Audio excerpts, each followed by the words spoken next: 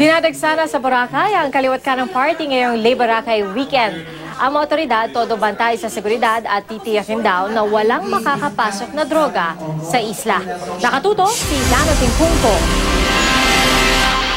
Sa dami ng mga dumagsang turista sa Boracay ngayong Labor Day weekend o yung Boracay, halos wala nang malakaran sa beach.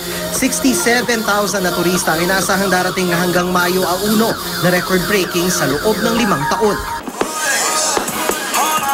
Pagsapit ng gabi, kabi-kabila na ang party. Tulad na lang ng party na ito na mala nightclub ang tagpo. Sa dami ng mga turistang nakisaya, may pa-fireworks display pa. Sa Station 2 naman, unti-unti nang sumisikip ang White Beach Walkway sa dami ng mga turista. Ang mga bar sa perimeter ng beachfront may kanya-kanya ng gimmick pang inganyo. Bagamat wala namang namamonitor na banta sa seguridad, round the clock pa rin ang pagbabantay ng mga pulis, sundalo at Coast Guard. Mas pinaigting na rin ang intelligence gathering laban sa droga.